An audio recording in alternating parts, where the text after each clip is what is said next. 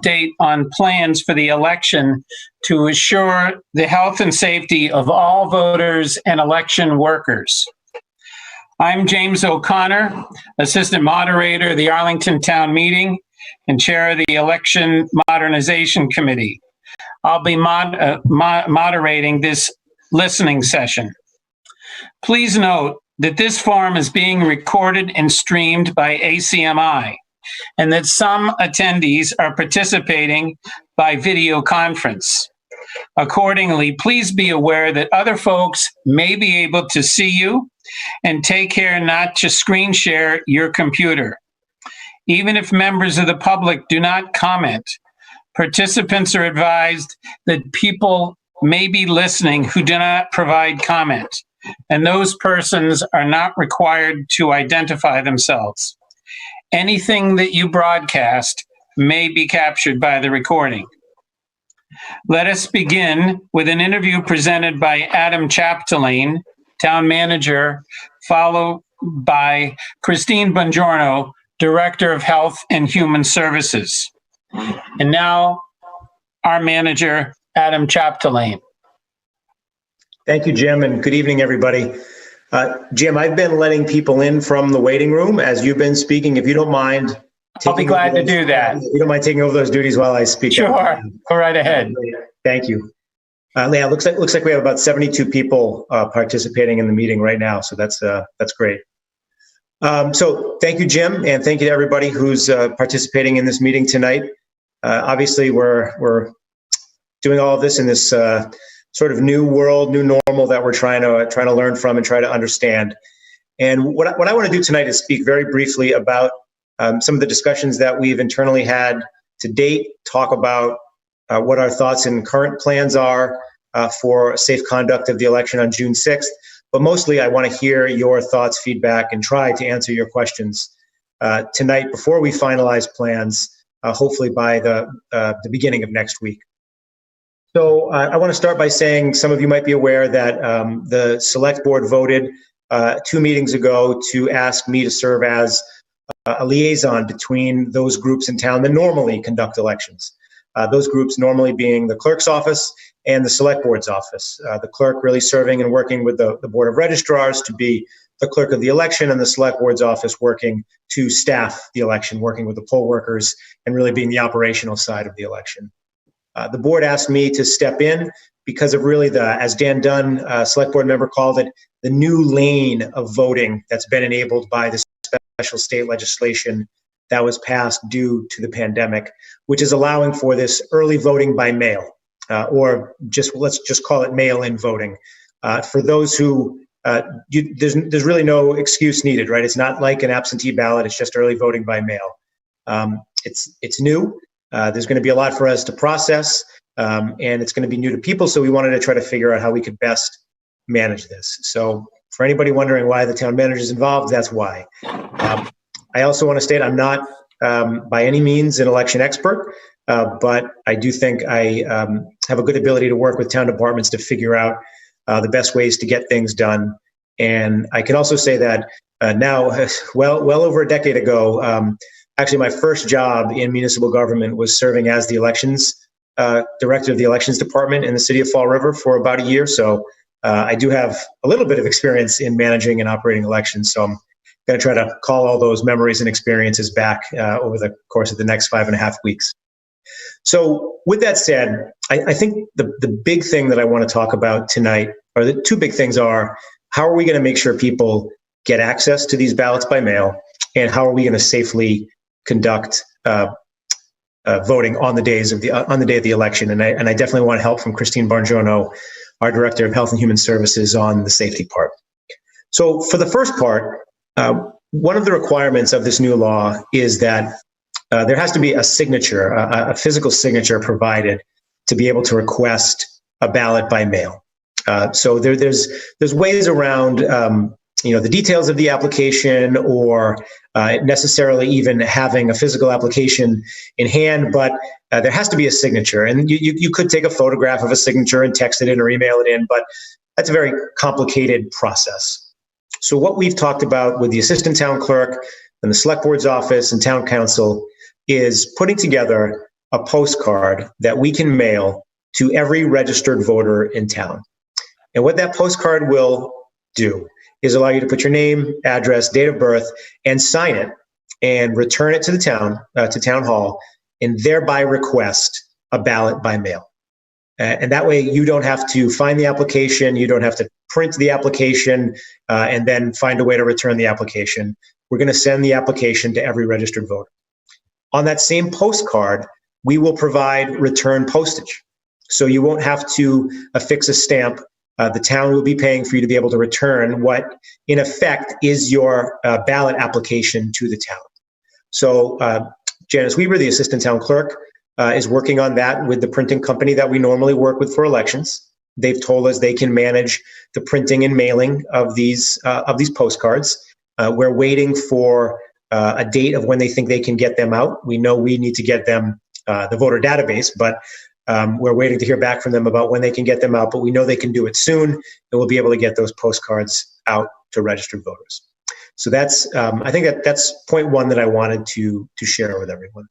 Well, let me add. I'm sorry. On that card, we are working to finalize the various languages that we will include on the card, which say important, please translate. We have a draft that currently includes Spanish, French, and Mandarin, but we're working with the staff at Health and Human Services to put together the proper list based on our demographics of the languages that we should include on the card, and we should have that finalized, again, also within the next several days. The next area I want to talk about is the safe conduct of the elections, or the safe conduct of the polling places on election day. And that's safety of both the poll workers and those coming to vote. So we've had discussions with our Director of Health and Human Services, Christine Barjono, and we're going to ask her to share with the group in a few minutes about how we can safely conduct it. But I know one thing she's going to say is we want to be able to limit the amount of interactions that folks have with one another, how much they walk by one another. And to do that, we want to have as big and open a space as possible. We also want to make sure we have poll workers to work all the polls.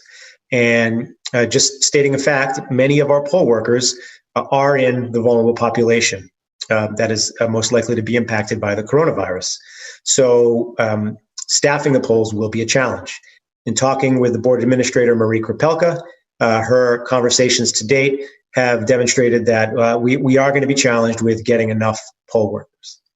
What we've determined today is that the bare minimum we need for each precinct is one check-in worker or check-in inspector and one checkout inspector for each precinct. So we have, based on that, a 42 people. So 21 precincts, you need at least that check-in and checkout. We need 42. And then you can have a warden for up to 5 precincts. So we need at least 5 wardens to be able to staff. So we basically have to make sure we can find 47 poll workers. So we're still working through this, but what we plan to do is go through existing poll workers, see who with the proper PPE, personal protective equipment, and with and gaining comfort with the understanding of how we're going to structure the voting locations, see if they're comfortable to work.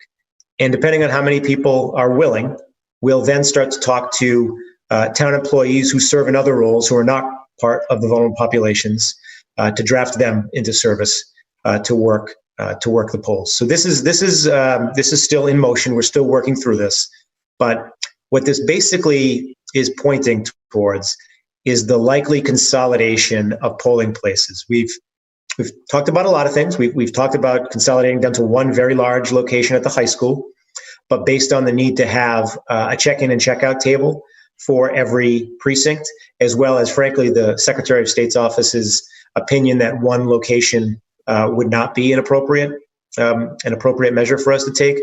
I think we're looking at potentially reducing the number down to 5 polling locations. So that's basically a 50% reduction from what we have now. So again, we're still working on those details, but we want to make sure we can do this in as safe a manner as possible. Again, making it safe for the poll workers and those coming to the polls. So that's something we're still working on.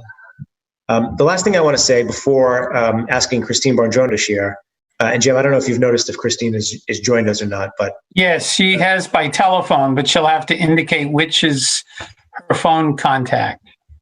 Great. So the last thing I'll say is, and this is something I'm interested in hearing feedback on, but I'll tell you our thoughts, is how do we best allow people to get their ballots back to the town, their ballots by mail? So we've talked about erecting drop boxes in several locations in town. These would be locked drop boxes for people to be able to deposit their ballots without postage. So we're looking into the viability or the feasibility of that. We do plan to talk to the post office about how they might be able to cooperate with us on ballots being mailed back without postage, and how we might be able to work with them on a financial arrangement for that to happen. I can't guarantee anything in that regard, but we're working on it. And then also seeing whether or not we can have a safe drop-off box at Town Hall, both on Election Day and run up to the election for people to bring their ballots back. So we're working on that because, again, we want to make sure that we're not erecting any barriers for people to be able to return their ballots and vote. Or frankly, we're trying to remove all barriers for people to be able to vote. So I think that's the entirety of what I wanted to share tonight. And if you think it's appropriate, Jim, let's ask Christine to... Christine, can you raise your hand? So we can find you. There are two. Adam, if you can look on the last page. I see her. Okay, well, you just click on her to speak. Christine Bongiorno. I think you should be unmuted, Christine. Yes. Okay, can you hear me? We can. Yes. Okay, perfect. Thank you. Thank you for this opportunity. Thank you, Adam. Thank you, Jim. And thank you for giving me the opportunity to give my opinion on how to best protect the community during the voting in June. So when I was first asked to think about this process, I started to think about it similar to how we run our influenza vaccination clinics, making sure that we have making sure that people aren't crossing paths and that there's just little risk of people interacting as much as possible. So I first started thinking about there being possibly one location just in order to be able to really contain the process. But when we learned that we had to have multiple, I think it definitely spreads it out a little bit, which I think is fine. But the biggest piece is we want to start thinking about is just the entrance and the exit at each of the spaces that are chosen, and making sure that we're able to sort of create a line in order to have people queue up at least 6 feet apart from each other as they're entering the space. I would recommend that we look at the occupancy limit for the spaces that we're using and doing a 40% occupancy, similar to how the grocery stores and supermarkets are sort of managing the internal workings of their establishments during the coronavirus, during the pandemic. So while people are in line, I would ask that there be volunteers on the exterior of the building asking the voters to place fabric face coverings on their face or some sort of a barrier. Whether we give the mask or they're required to bring one with them, I think it's important to make sure that we're limiting any potential for transmission of the virus while people are waiting, even if they're waiting 6 feet apart. I think, again, hand sanitization is an important key element as well. So as people are entering the line or entering the building, I think if we are able to provide them with sanitizer, once the voter is in the building, once they enter the space and they go up to the poll worker, to the person working at the table, the worker will be required to wear fabric face covering, as well as a face shield and then gloves. I think those are the 3 big pieces that we're going to recommend for the workers. We'll also ask that there be a plexiglass barrier between the voter and the worker in order to, again, just cut that potential for any spread of the virus. So once the voter checks in and gives the address, they'll be given a ballot and a pen. The voter will bring that to the voting station. Once the voter has completed their ballot, they will bring their pen and their ballot to the checkout station, And again, the checkout station will have the same precautions as the check-in station. So it'll be the plexiglass barrier, and then the worker with gloves, face covering, and face shield. And then the ballot will be fed into the machine, and the pen will be dropped in a bucket. So the hope is that we have enough pens to give everyone a new pen throughout the day.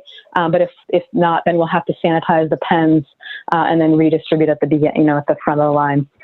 In between voters, I would ask that the the voting stations be wiped down with some sort of a cleanser, an EPA registered disinfectant, in order to just, again, cut down any potential spread of the virus.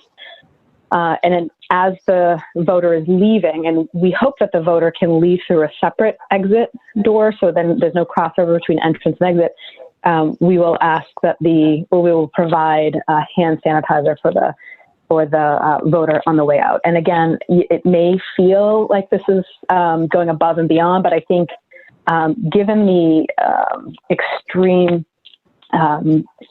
we're seeing that this is an incredibly contagious virus, and we want to make sure that there is just absolutely no chance of spread at the voting precinct. So that is really, at the heart of what we're hoping to put in place, or what I'm recommending.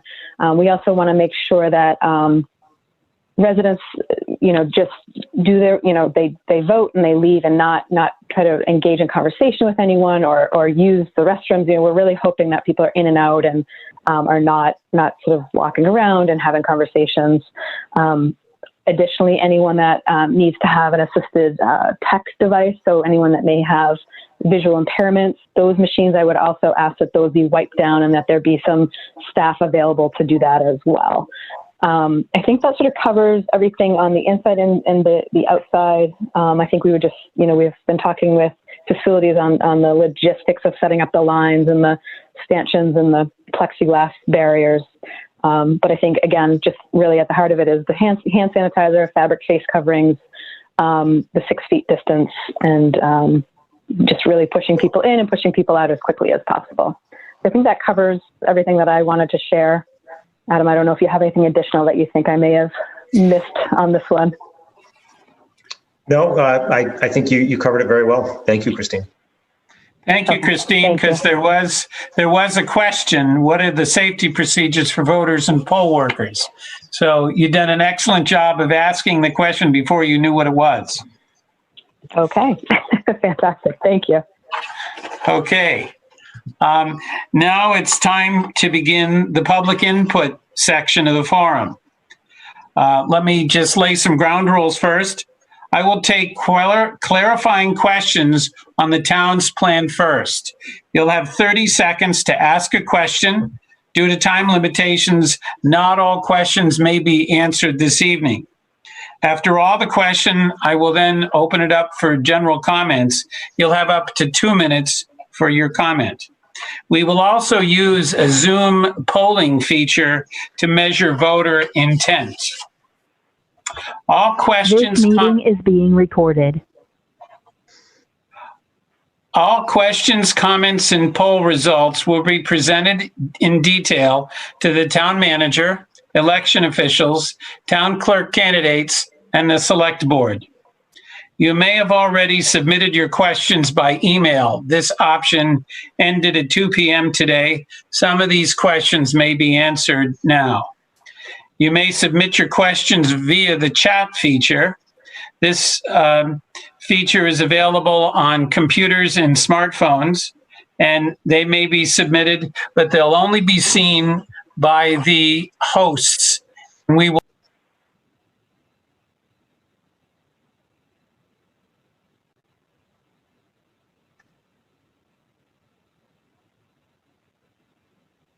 Jim, you're somehow you got muted, Jim. That must have been a ghost. Can you hear me now? Yeah, we've got you now. Okay, so you may submit your questions via the chat feature. Questions will be available only to the hosts, but they will be presented. You may also use the raise hand feature at the bottom of your screen. This feature allows you to indicate your desire to speak, and you'll be called on in order as your name appears. I will be taking names, and then I will unmute your microphone when I call you to speak, or perhaps Adam will do that as the co-host. Some participants may find it under the ellipsis, the 3 dots at the bottom of your screen, or the More option that is also down there, depending on what format of operating system you're using. If you're joining us via just a phone, use *9 to raise your hand and use *6 to toggle between mute and unmute. Make sure you can find these features now so that you'll be free to ask a question at your convenience. Please be prepared, concise, and clear with your questions and comments. Again, in this listening session, to allow for as many residents to participate, questions will be limited to 30 seconds, and speaking time will be limited to 2 minutes unless extended by the moderator. So we'll begin now, and we received a number of questions earlier today. The first question is, what is the difference between early voting by mail and absentee voting? In discussing it with the manager, this question we can really discuss simply by saying for the upcoming election on June 6th, there'll be only voting by mail. It'll be treated, because of the statute passed in March, that all absentee and early votes will be treated the same. So, Adam, do you want to add to that? Yes. There is a legal distinction between the two. I don't want anybody to get that wrong, but the moderator tonight is absolutely correct. For the purposes of the June 6th election, there is no difference. The second question, should the number of precinct locations be limited, and when will this be determined? Adam, I think you addressed that to some extent earlier, but do you want to elaborate? Yeah, I'll simply say the plan is to have at least our recommendation ready for the select board's consideration on Monday, May 4th. Okay. What are the town's plans to staff polling locations, given that many of the workers are over 60 years of age and are at risk? What is the town doing to get more workers if needed? And will poll workers be given hazard pay? So I think I tried to cover most of that in my remarks. So we are going to work with existing poll workers. We don't want to refuse poll workers the opportunity to work if they would like to work, but we obviously also are not going to force poll workers if they don't feel it's safe. So again, we're going to start with existing poll workers, see if they're comfortable working. We'll then go to existing town employees for them to work. And then if there's further help needed, we'll put out a call for other folks in town who might be willing to work the polls. I'm sorry, the next part was, will we be providing them personal protective equipment? The answer is yes. No, will poll workers be given hazard pay? So I guess the honest answer is I don't have an answer for that tonight. I think it is a fair question that I can talk with the select board's office and see if it's reasonable to consider something. Okay. The next question pertains to voter outreach. The town needs an extensive voter education effort. And what are those town plans? How are we going to get information out to the voters to know that the election is on June 6th? So there'll be two things that will happen that will be, I think, effective tools. One is the postcard for the ballot application. That'll be coming to everyone's home, informing them about the election. Also, because of the changes in the likely changes in the polling locations, that will actually generate another mailing.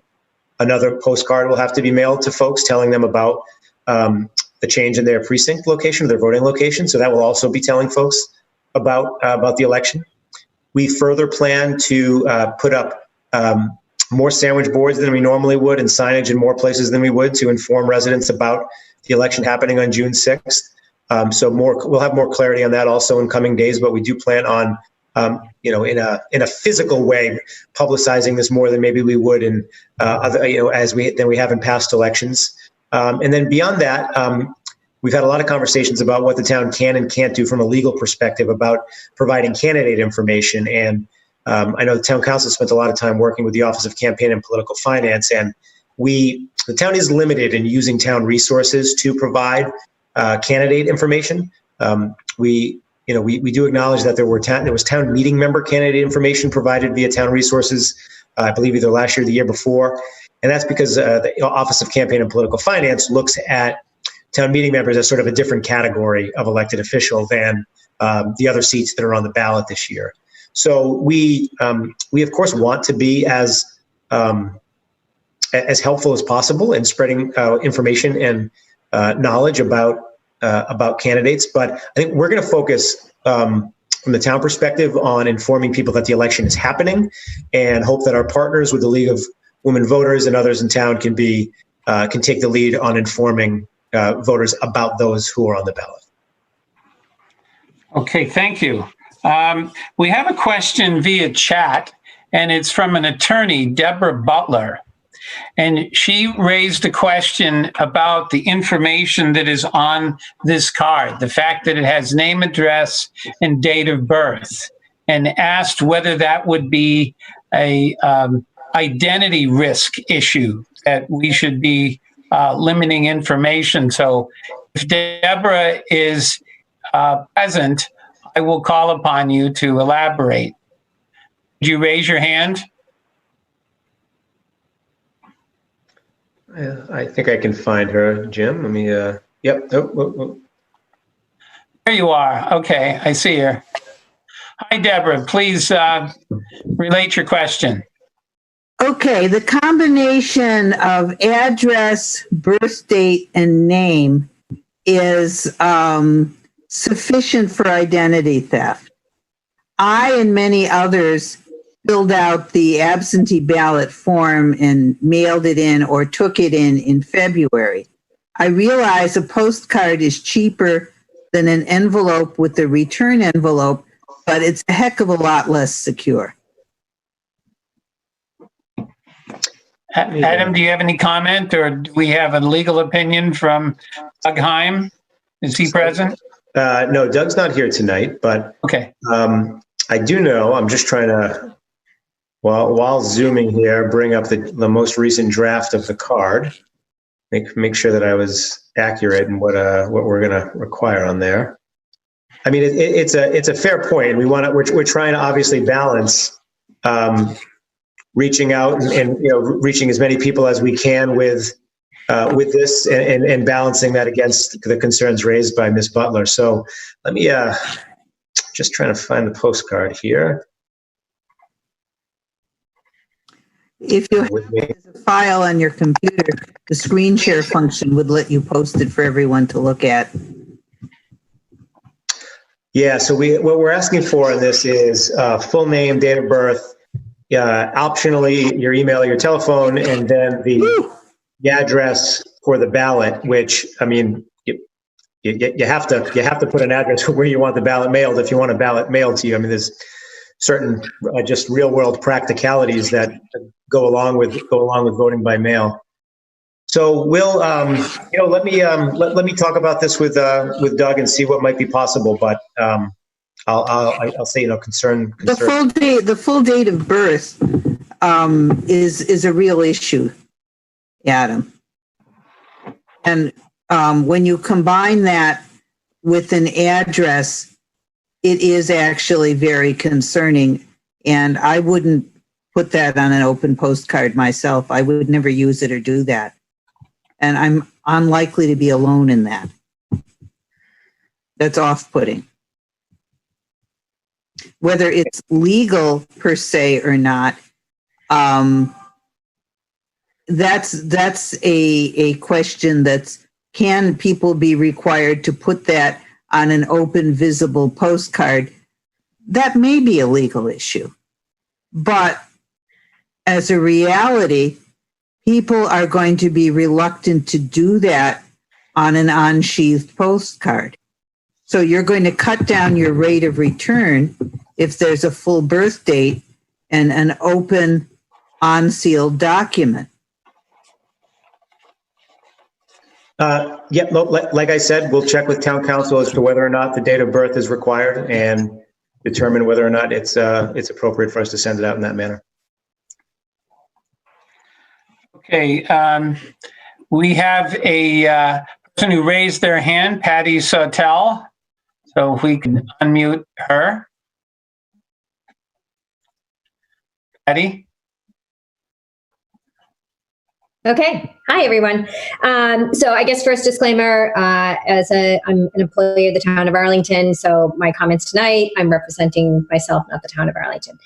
So the question that I did have was whether we're looking at a potential legislative change, given the push for mail-in voting. If we have an extraordinary number of mail-in votes, is it possible to have a change in legislation to be able to process those ballots before June 6th? Because I guess I'm just worried. I know typically we have like 4,900 people vote the April elections. The turnout's pretty low. But if we're mailing to residents and we get this tremendous turnout, how are we going to allow the election workers and any other staff to be able to process all those ballots on one day? Do you have an answer, Adam, for that? I think I've read somewhere that there's already a legislative effort to request that. I can double check on that. I can talk with our delegation, see what they think about that. Crystal ball wise, I have no idea how the Secretary of State and or the legislature would act on it. But I think from a practical point of view, it's a fair point that's worth following up on. Thank you. Of course, thank you. Okay, we have a question from the chat from Cindy Starks. I am not at my Arlington address. How do I get a postcard and ballot sent to me elsewhere? She said she lost sound. So I'll have to think about this and talk it through with the assistant town clerk. I don't know that there's a way we're going to be able to send the postcard to addresses that are not your registered voting address. However, you can have the ballot sent to a different address. You'll just have to contact the clerk's office to be able to get that done. Would that not be possible that they could submit a request for an early ballot or a mail-in ballot per the Secretary of State's guidelines to send a signed note to the town clerk, request one? Yeah. Oh, no. Yeah. Totally. The challenge here is we're going to be using the registered voter database to send out these postcards. So the postcards are going to go to the address that you're registered to vote at. You're totally able to use the absentee ballot application, the early voting by mail application, and request a ballot be sent to another address. We're just not going to be able to get that postcard to you at a different address.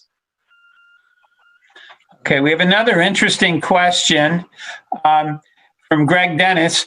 Could you state the procedure for counting the ballot from someone who votes early and then shows up on election day?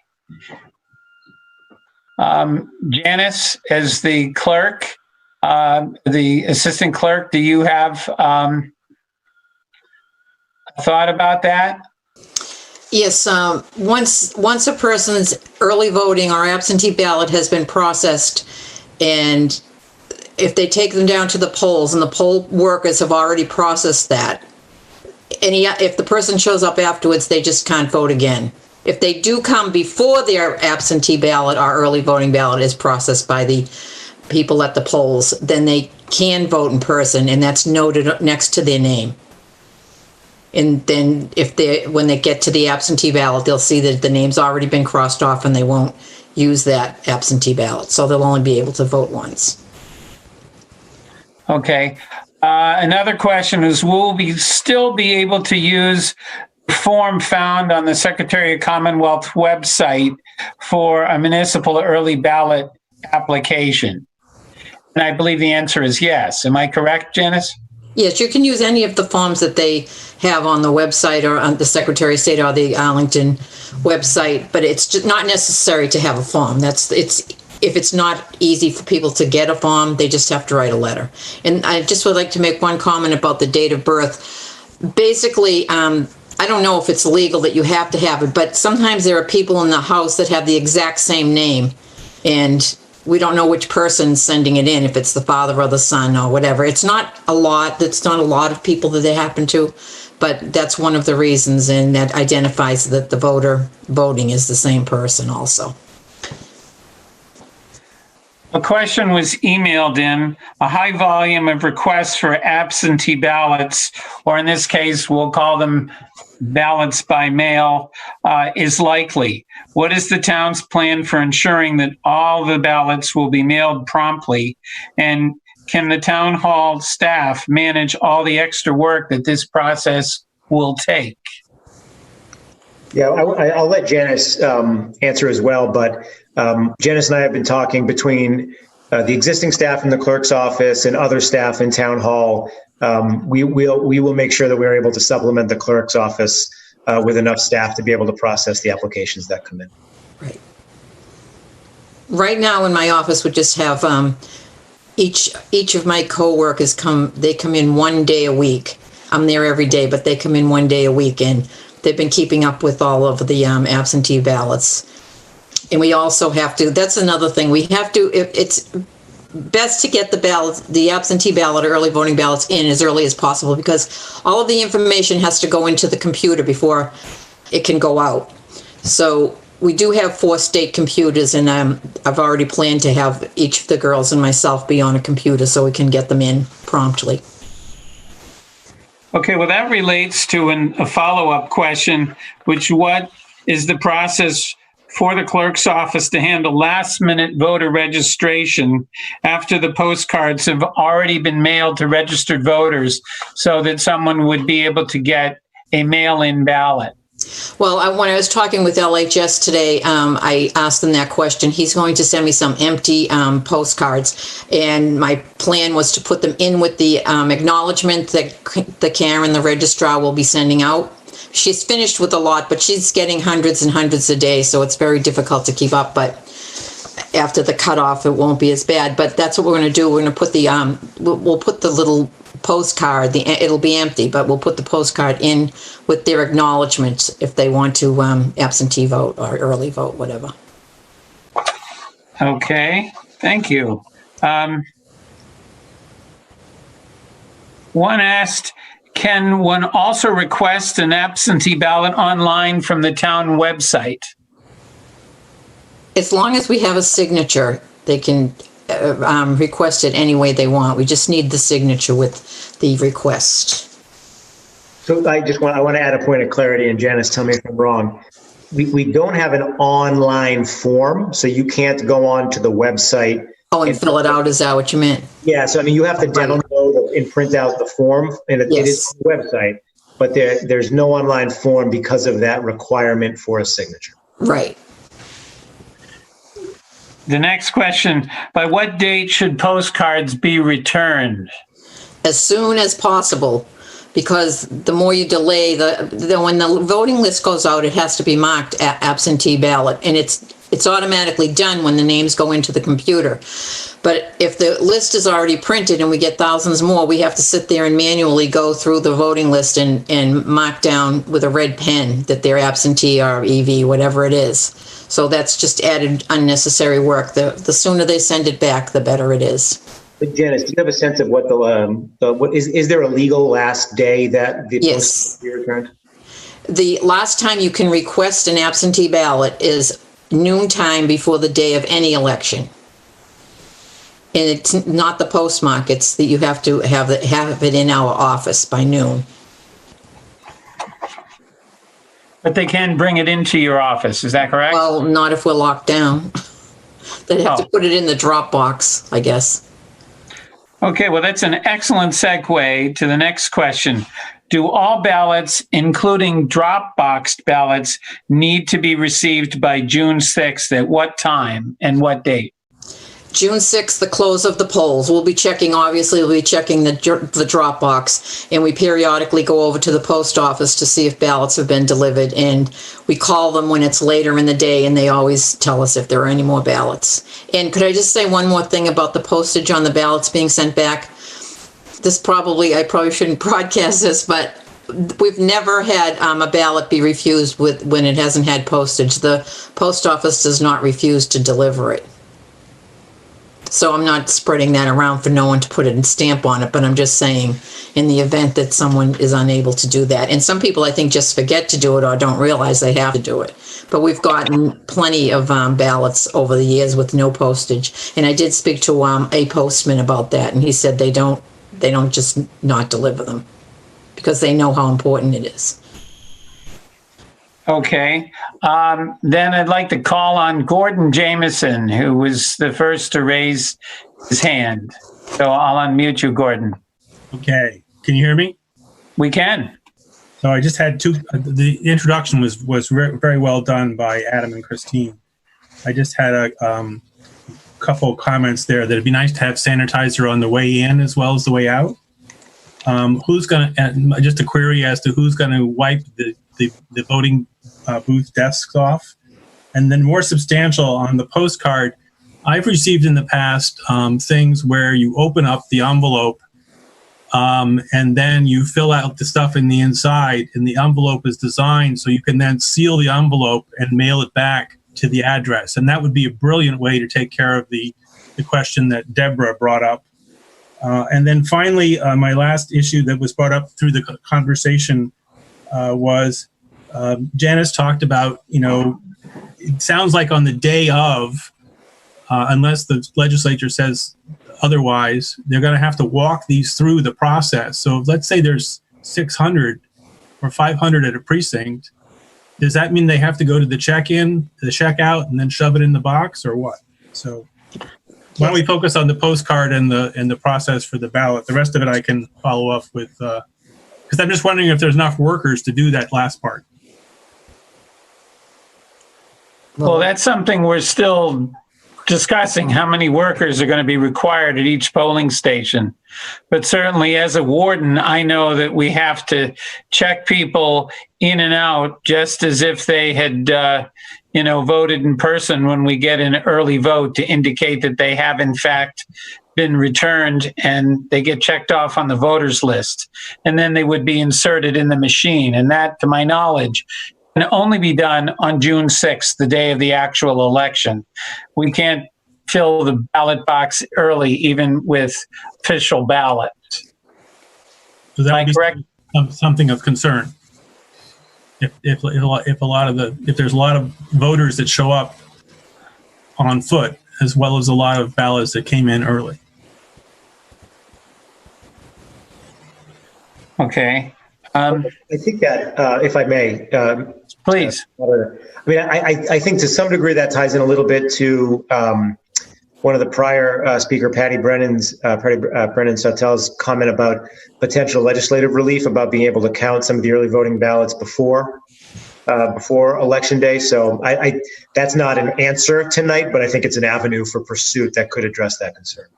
That's been, excuse me just for a second, that's been on the Mass Clerk's Google list, and then it's been asked, and Michelle Tassinari said it absolutely, they cannot be processed earlier than the day of the election. So I don't know where the legislation came from, but she's already stated that it can't be done. Okay. Next person on the list is Len Higgins. Len, are you he's somewhere here? Do you see him, Adam? Yeah, you want me to unmute him? Yes, please.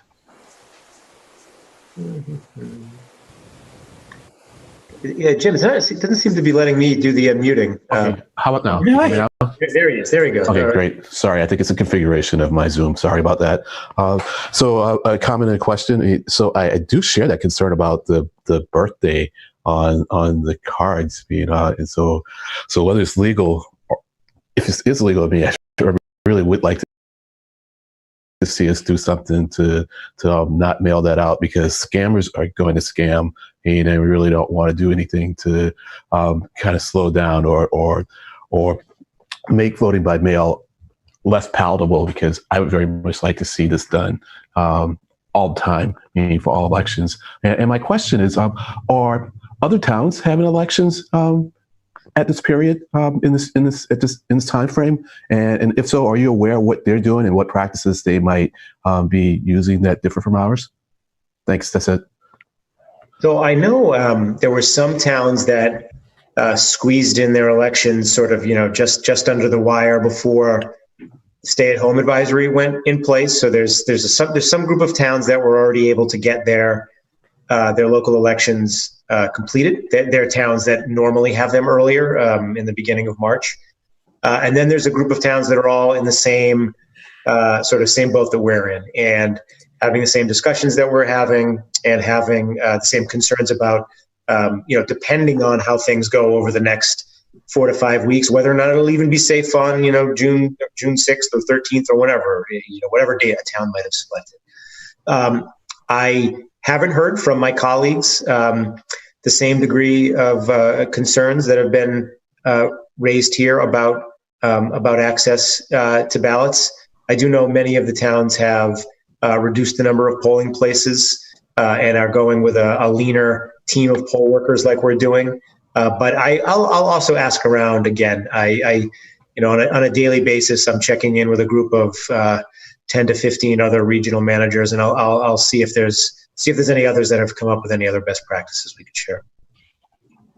Thank you. It was a comment that came from Adam Baddock of the Election Modernization Committee, and he raised the question, is it possible to send in a scanned or photographed copy of the mail-in ballot request?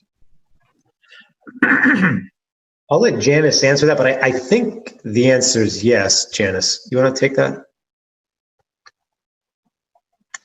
Trying to unmute her. Yeah, okay. Yes, we can have it by any communication as long as it has your signature on it. Be faxed, it can be emailed, and yes, you could copy the form if you want. And I don't think you don't necessarily have to put your birth date down. I mean, we're not going to reject it if there's no birth date on it, but I understand your concerns. And I will talk to LHS about the idea that Gordon Jameson had about folding the envelope over and sending it back that way. And you're probably not even going to have to put your name and address on it. I've asked him to put it on both sides of this postcard. So when it comes back to us and when it goes out, because a lot of times we can't read the writing just because people do it in a hurry. I mean, I do it myself. So we're having the names and addresses printed on both the, both sides of the postage, whatever. Okay, thank you. I will ask about that, what Gordon suggested, and see if they can do it that way. Okay, the next person on our list is Julie Zill. So Julie, please begin. Thanks. I guess I have a couple questions, and I know it's a concern not to put too many things on the postcard, but I guess will there be anything on the postcard to give people guidance if they've already sent in a form? Is it bad to send the postcard in if they want to be doubly sure?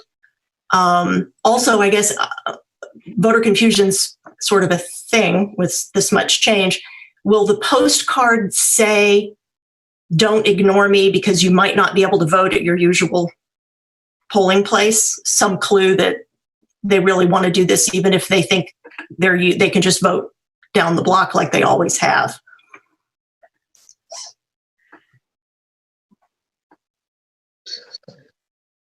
Adam? Janice, hold on. I think Janice is better suited to answer the first one, then I'll take my shot at the second. Okay. Okay.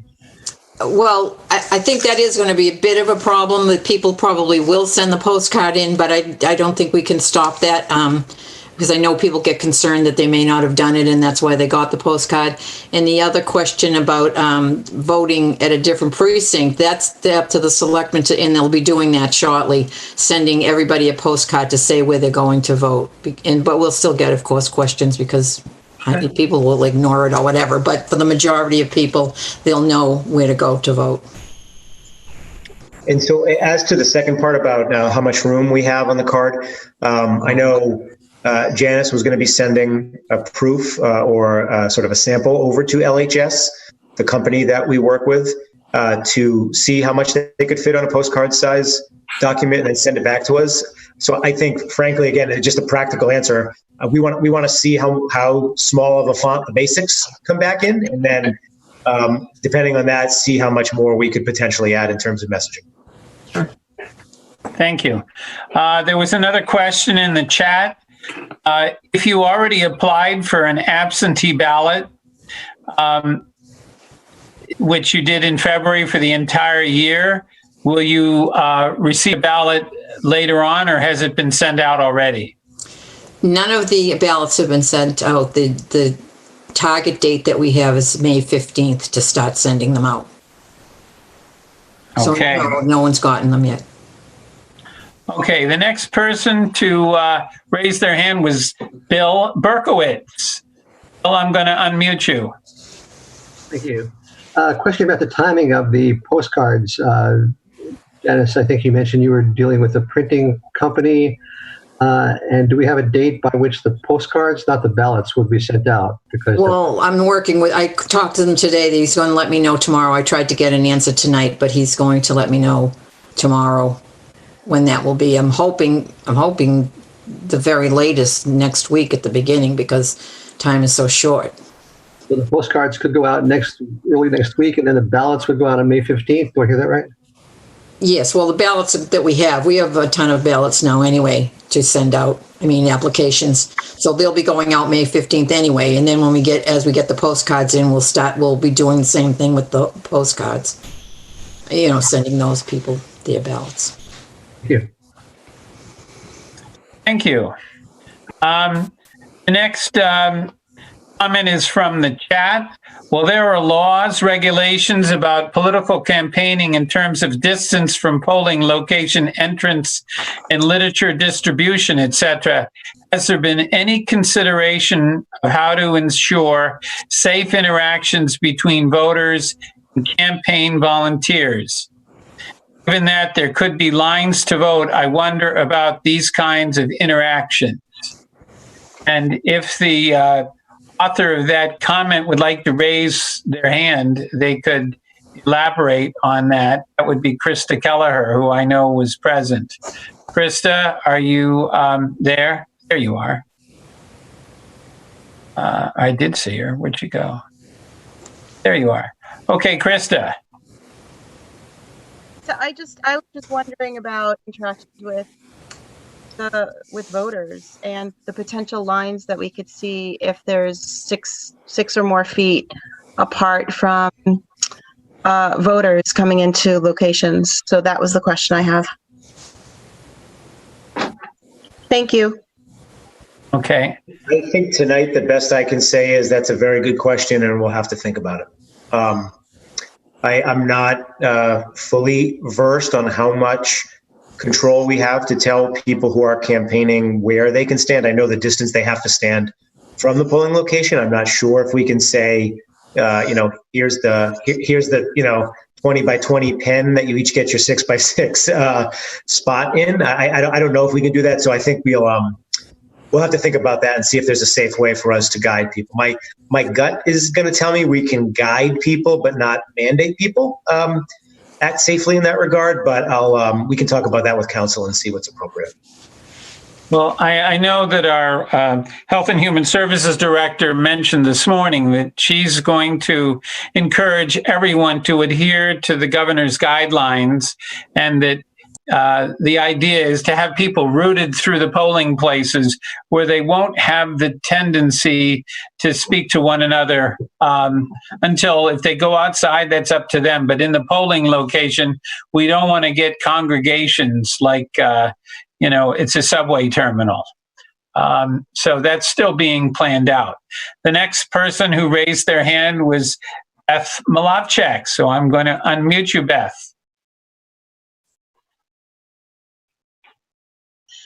Hello. There you go. Thank you, everyone. I share Deborah Butler's concern about the protected personal information on the postcard. So I'd like to know, I'd like some clarity. Is that birth date to be printed on the postcard prior to being sent out, or does the voter put that on when mailing it back? That's my first set of questions. Quick follow-up. if one goes ahead and requests a ballot via Secretary Galvin's office to avoid the whole postcard thing, does the assistant town clerk Janice Weber somehow know that, so that I wouldn't risk having a postcard with my personal protected personal information on it sent to my house? Because I agree with Deborah Butler. I want to do everything I can to avoid that. Thank you. Janice, do you want to answer that? Yes.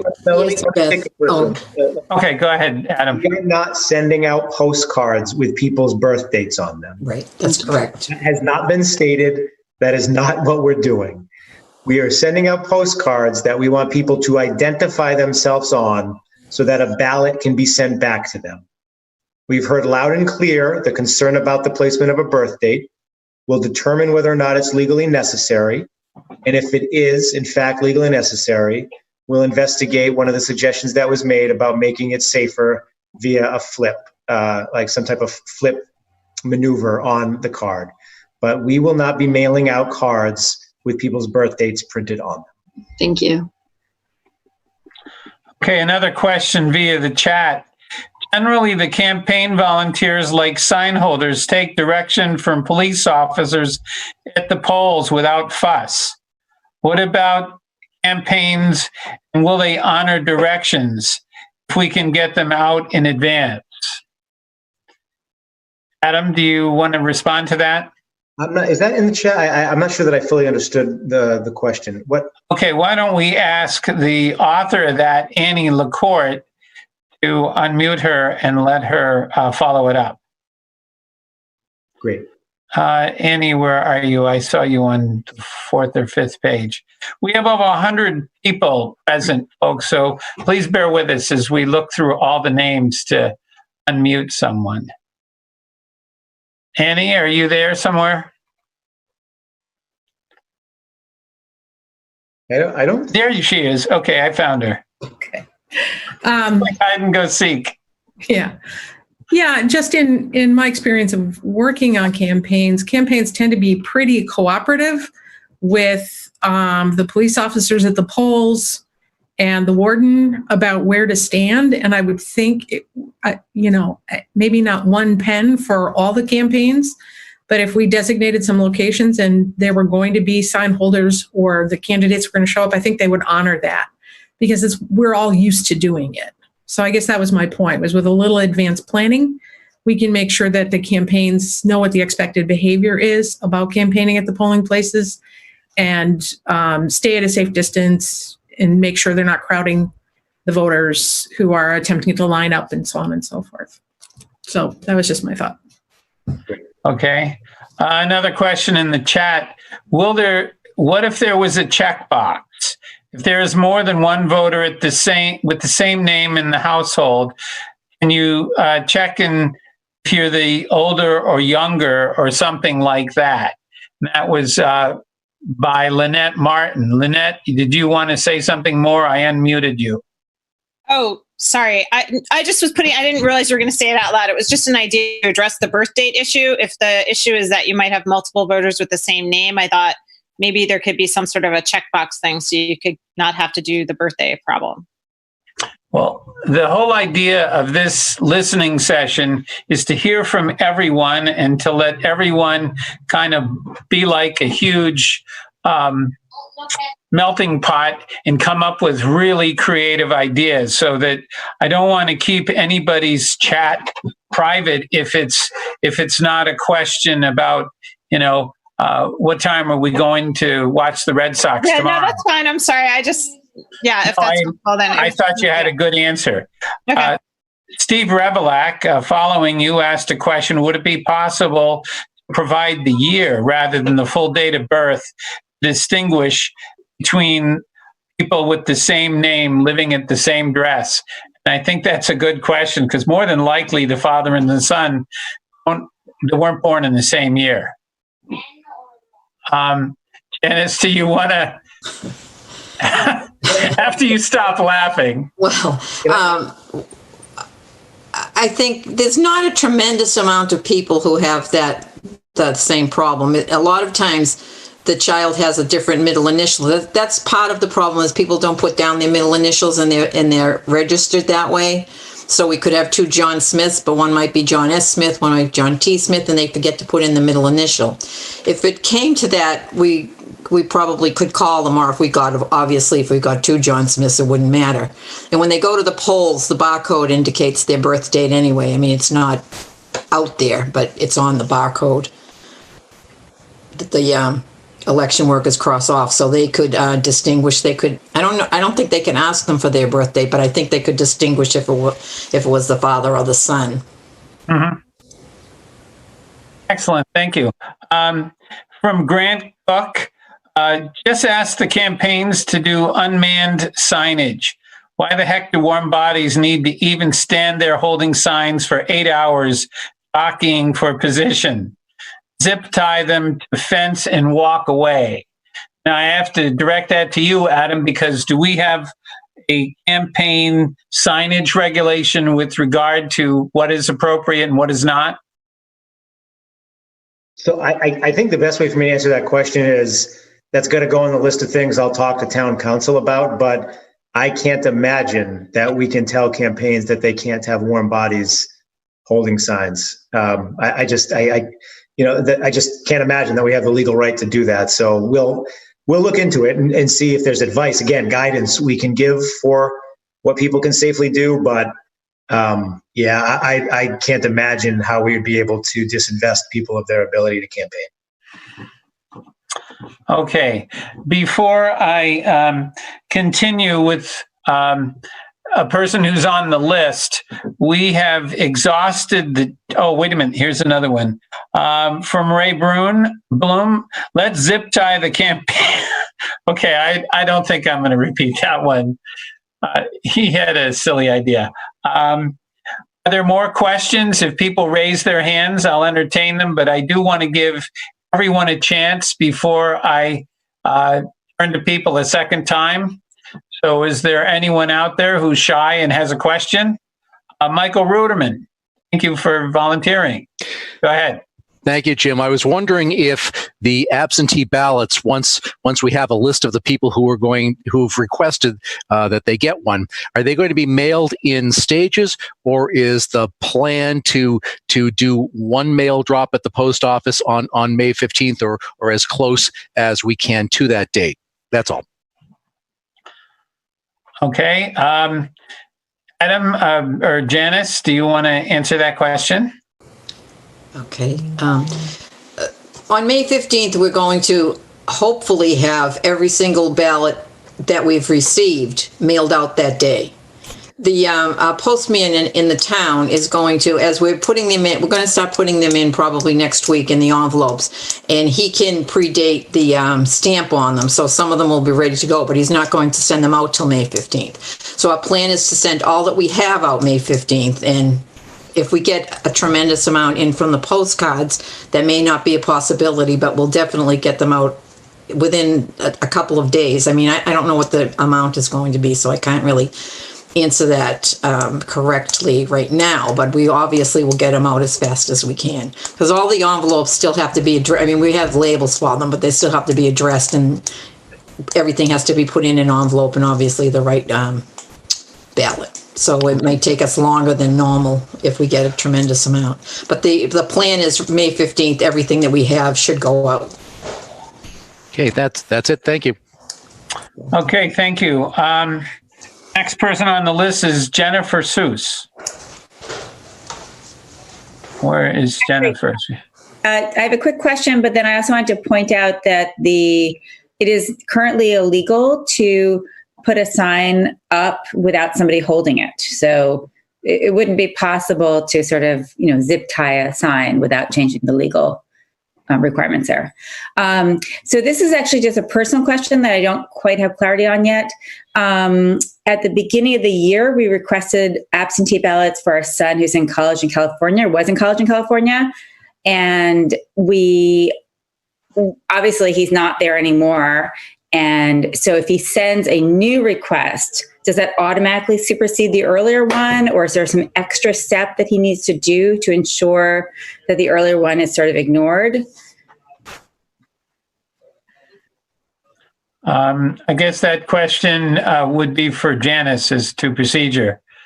Janice, go ahead. Yes, currently, we've already discussed that in our office, and currently Denise, who does most of the absentee ballot applications at the moment, has called everyone that is in college or out of the state and asked them to call her back if she can't get them, and to see if they still want the ballot sent out, because some still stayed in the dorms and some are just out of state anyway. So we have been checking with everybody who has a ballot for the year because of that reason.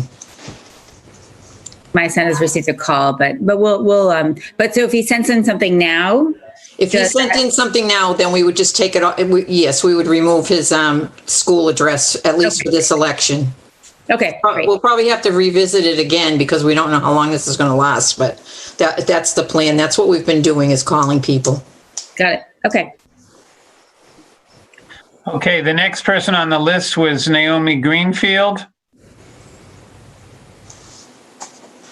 Yeah, I just had a question about like for the number of poll workers, because like as I was listening to this, my husband and I were saying like we should volunteer to be poll workers as like healthier, non-at-risk population people. But is it better to have more poll workers do shorter shifts, which I realize might be difficult to schedule, but is it better than getting one person at a poll location that's feeding through a lot of people?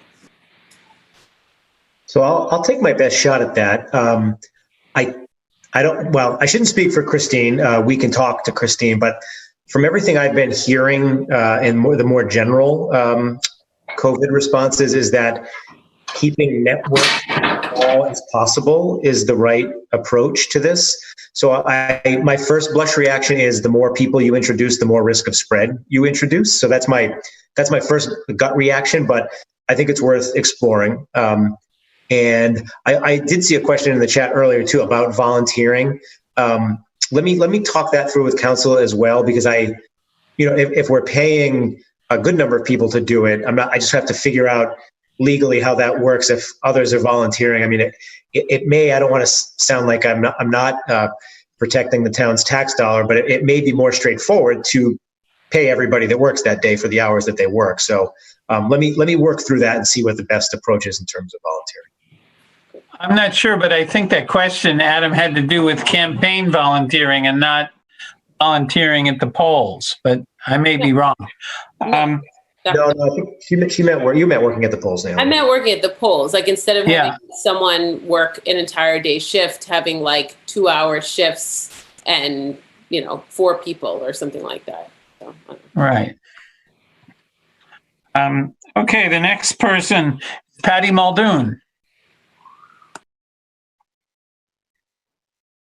Hi. So I had a couple of questions. My experience with the post office is sometimes things get delayed, that they are not at 100% functionality. And I'm concerned about those delays. And I'm just wondering if somebody is working directly with the post office around all of these concerns. And the other comment that I just would like to make is that the warden is generally busy most of the day dealing with the all of the unresolved issues that happen. So I imagine I'm impressed with the concept of one warden handling up to 5 precincts. I'm not sure how feasible that is because it's a really busy time. But we would see, but I just would think that would be particularly challenging. So my question is about the post office relations. Thanks. Okay, thank you. So, well, I'll say I've not yet spoken with anybody at the post office. I don't know, Janice, have you talked with Tony, who's our postal person, or anybody in the post office about their ability to be quick with mailings? Janice is still muted. Let me. We usually talk. Tony, I've talked with him often, but the people at the post office, we check, as I said, we check with them during the day, and we usually send somebody over if Tony's not, well, Tony's not there all day anyway, and on Saturday I don't even know if he will be there. But we do go over periodically and pick up pick up ballots during the day. And I have to check the time that they're closing, if they're closing at a different time now, but usually they know if the ballots are there or not. If I called them at 4:30, they'd say, well, we've had our last delivery for the day. So there is a cutoff of when they're going to be getting there. I was just thinking of all of the steps along the way, getting the request out to people getting the request back, getting the ballot out to people, and getting the ballot back. That's a lot of. Well, we don't have any control. That's the thing. We don't have any control over the Postal Service.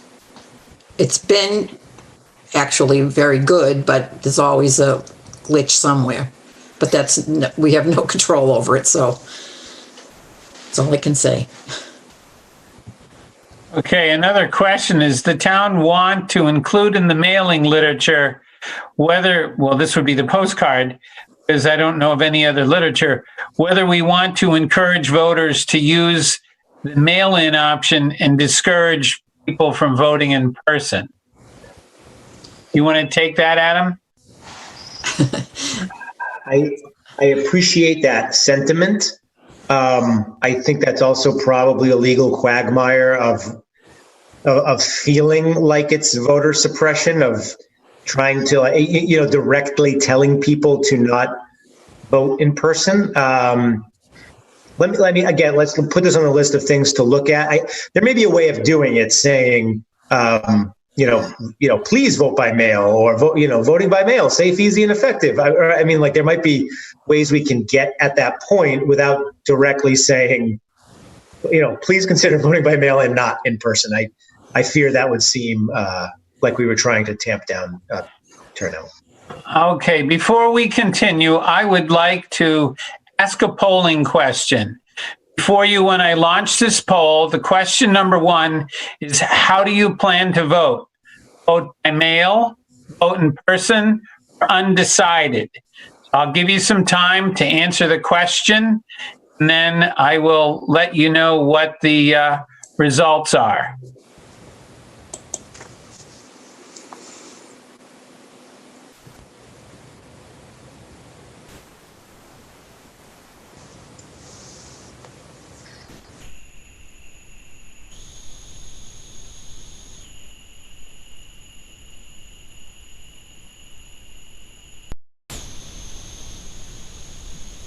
I'll just give you a few more seconds to include your answer. We have 63 of 79 precincts reporting.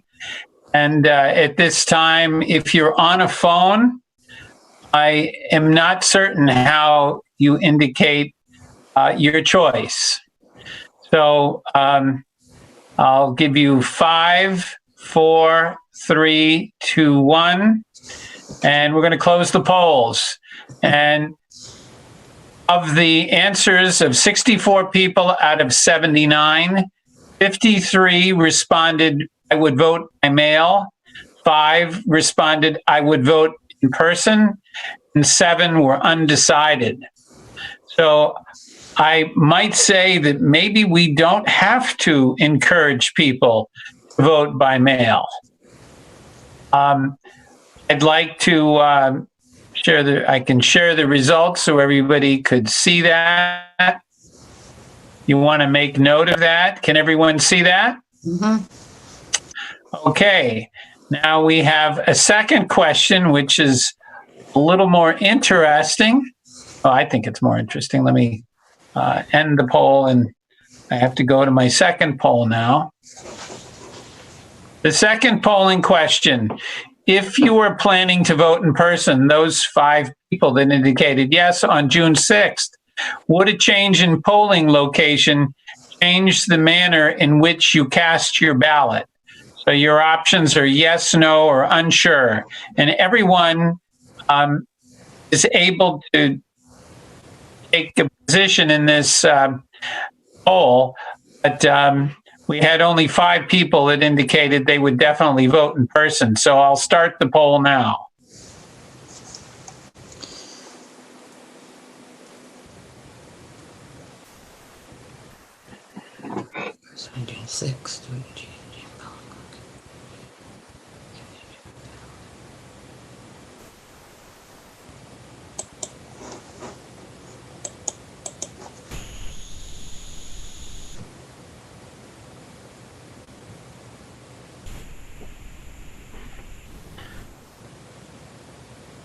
Okay, I'll give it another 10 seconds or so for people to make their final choices.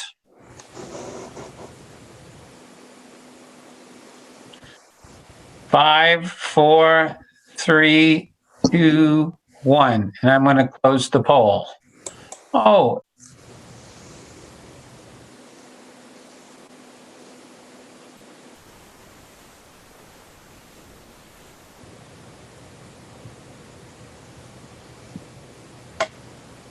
Jim, you got muted again.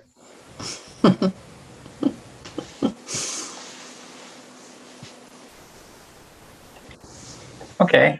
There you go. All right. So, Eric, you were just in. Did you see the poll question? I don't know if he can answer. Can you unmute Eric Helmuth for a second, Adam, so we can make sure he didn't hear the introduction to that?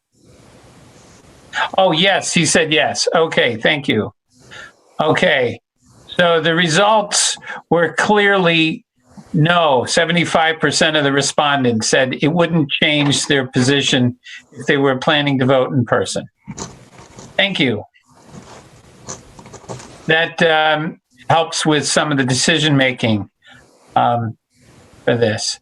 The next person to speak, let's see. Okay. It would not impact me if voting by mail, but I do worry about lower info voters trying to go to their former place. It needs to be marked with signs. Adam, do you want to respond to that in terms of how the town is going to educate the voter of their new voter location? So there's the legal requirement to send a postcard to every voter, again, at their mailing address, telling them where their new polling location is. But I think I heard you say that we should potentially put signage on the old polling location and stating where the new one is. And I think that sounds like a very good idea. Okay, the next person for the second time is Patty Sotel. Go ahead, Patty. Thank you. So really just a couple of really quick comments.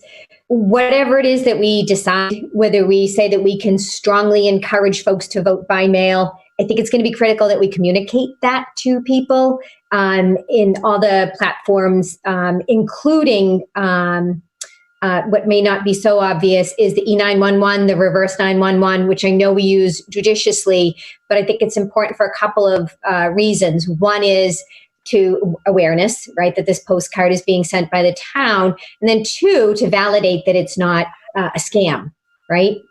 So I think that's important. And it would also be helpful. We've had dialogue about this absentee versus early, and I submitted it. What does that mean?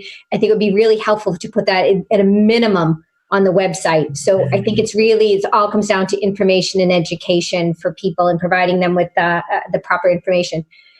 Last comment, as we talk about additional folks to help with the election, I think we should think about the MRCs, which is the Medical Reserve Corps, as well as AEMA, the Arlington Emergency Management Association. Those folks are great. They've done a lot of work over the years with different flu clinics, so they could be used in a variety of ways, and I think they're an excellent resource that we should tap. Thank you.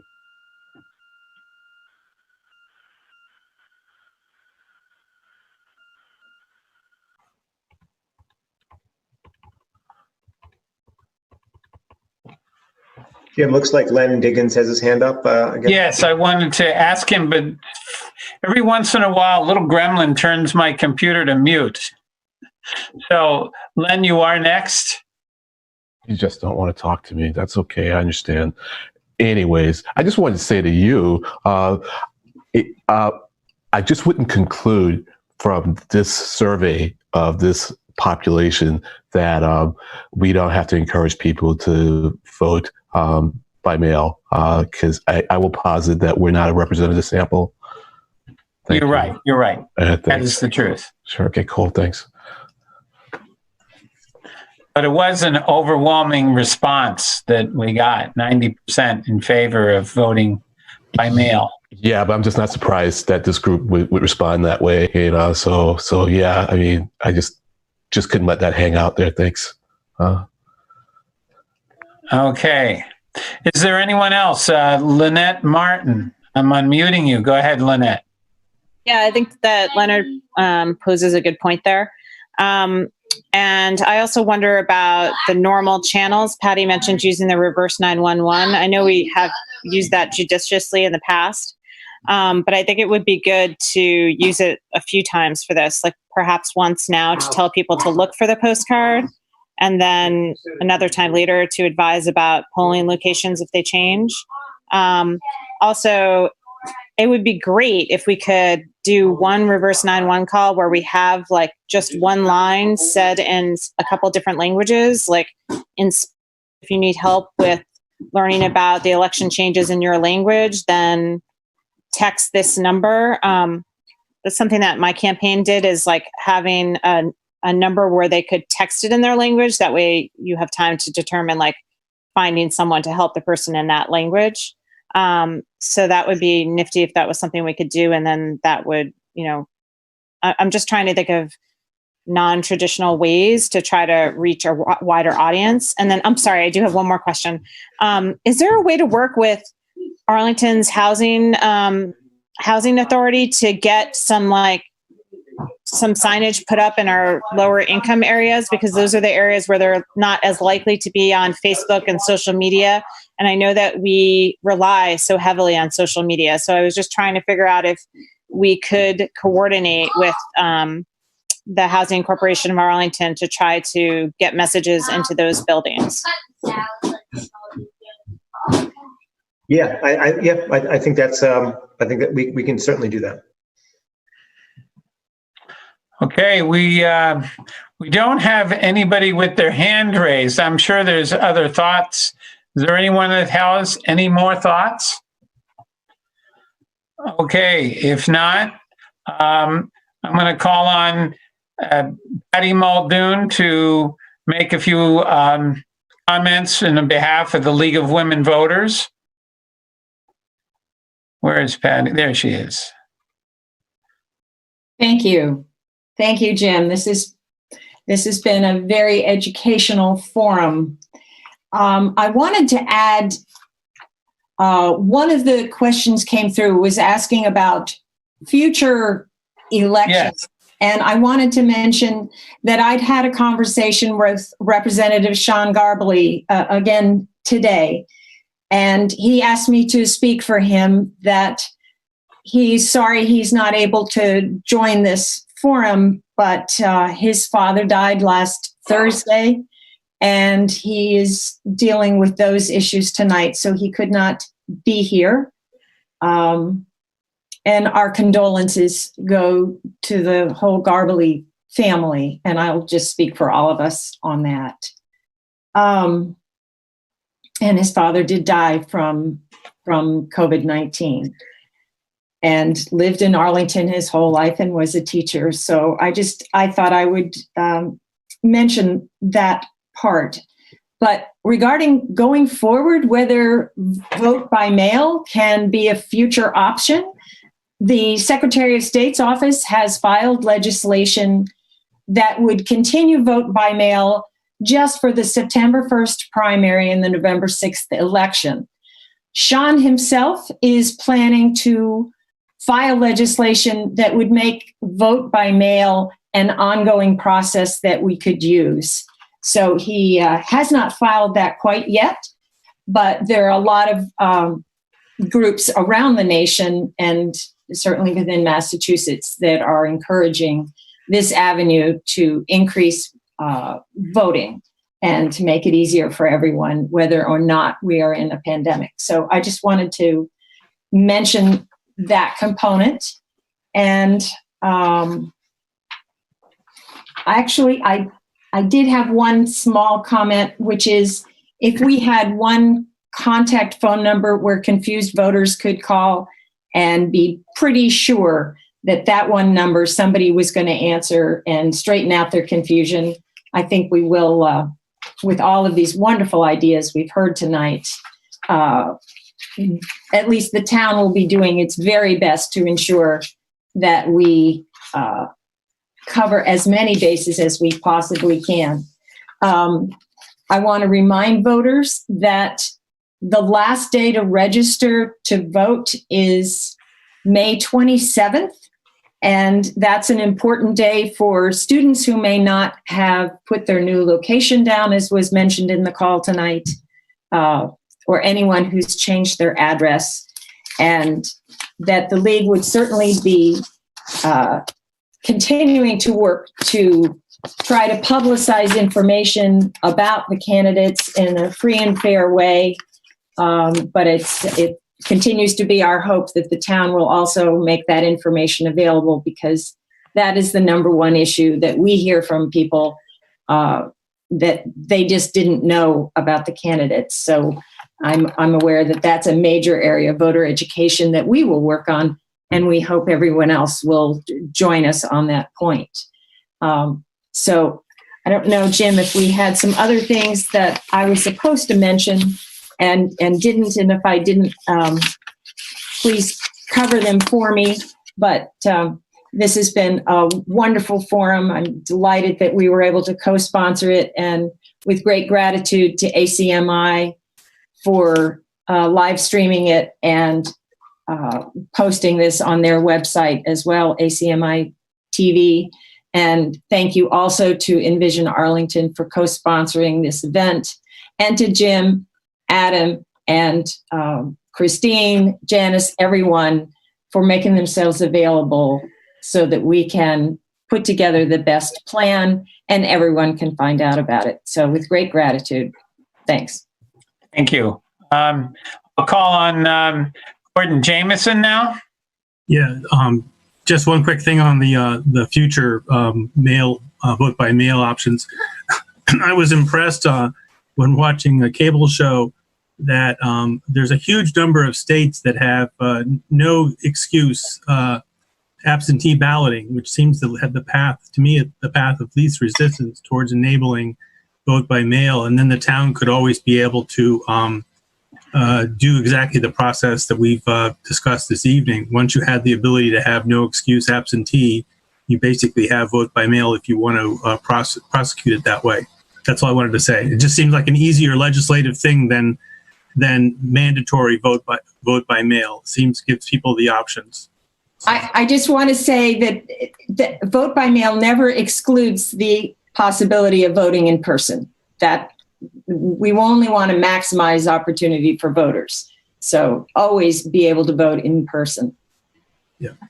Okay. Thank you. Patty, you were going to mention something about the website? Oh, of course. Thank you. So the League of Women Voters of Arlington has on our website contact information for our candidates. We'll update it by tomorrow, but you can get our voters guide and links to ACMi and Bob Sprague's website on lwva.com, LWVA, or League of Women Voters of Arlington.com for information on all the wonderful candidates. We have 5 contested races. This is a really exciting campaign that we don't usually see in our town elections. So find out more about all the candidates. Thanks. Thank you, Patty. And Lynette Martin for a second time. Trying to unmute her. Can you unmute her? Let me try here. I got it. Sorry, it might have been me. I was just wondering, can we put a line about the League of Women Voters website on the postcard, since I know that you said we can't do anything about the we can't do anything about sort of advertising the people, but that way voters know directly where to go to get information. Is that generic enough that we can put that? We talked about that. You want to address that? Yeah, we talked about that exact question with town council this morning.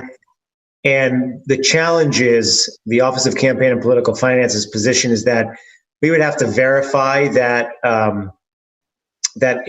everybody had equal access to it. And though I'm confident that the league will give every candidate equal access, feels like a high bar for us to prove and a potential liability for the town. So we will dig into that a little bit more, but I think there are some legal challenges to it. I mean, I know the town has the League of Women Voters stuff on their website. So is there a difference? There's sort of a resource expenditure difference in doing it, but we're trying to verify whether or not we're able to do it. Okay. I mean, that would be awesome if we could, but sure. Thank you for looking into it. Yes. Before we conclude, are there any more questions from the attendees? Last call. Okay, I'd like to thank you all for coming. The folks are working hard at Town Hall to try to save everybody from COVID-19. And I think there's a lot of incredible energy around this town. And this is one way to marshal it and enable people to feel like we're a real communal family. And with that, I'd like to ask Adam if you have any closing remarks to make. Thank you, Jim. I really just want to say thank you to everyone who's participated and provided feedback or even just listened tonight. Thank you, Jim, for facilitating this meeting so effectively. Thank you to the League, Envision Arlington, to the clerk's office, really everybody who's coming together to try, as Patty said, to try to do our best in these circumstances to put together, as safe and fair an election as is humanly possible. So I've heard all of you tonight. I think there's some things we'll be able to do, some things we won't be able to do for legal or practical reasons, but this has been very helpful to me. I don't want to speak for Janice, but I'm sure it's been very helpful to Janice as well. And we look forward to continuing to report out on our plans over the next few days. And again, thank you. Okay, before we conclude, I do see another hand. Sandra Mustajo. Yes, hi, thank you. I had asked this basically the same question that Lynette Martin had just asked over chat, and I just wanted to piggyback that. I understand that perhaps we aren't allowed to put the League of Women Voters information on the postcard, but there is also information on our town website, at least on the town meeting candidates. And could we not at least direct people back to the town website for more information about the election and candidates? Yeah, I think that is an easier yes, to direct people back to the town website. There may still be the space concerns about what fits in the card, but from a legal perspective, I think that's a pretty clear cut yes. Okay, well, thank you all for coming. It's great that everybody had a chance to speak that wished to, and I certainly hope that after the select board meets Monday night, if there are more formalized plans, that we can conduct another one of these public forums. We tomorrow afternoon, the health department as well as the manager is going to conduct a public forum continuation on COVID-19 and how the town is addressing it. So this is a shameless plug for that. Last week, 140 people attended, and I was really impressed with how the town is addressing COVID-19 exposure. So I'm certain that given the interest that we saw tonight, we can continue this type of format and do this again with public notice on the town calendar. So unless there's any more questions, we'll conclude our meeting. I'm just going to take a quick scan. Seeing none, Adam, do you want to have the luxury of pressing the button? Sure. Good night, all. Thank you. Thank you.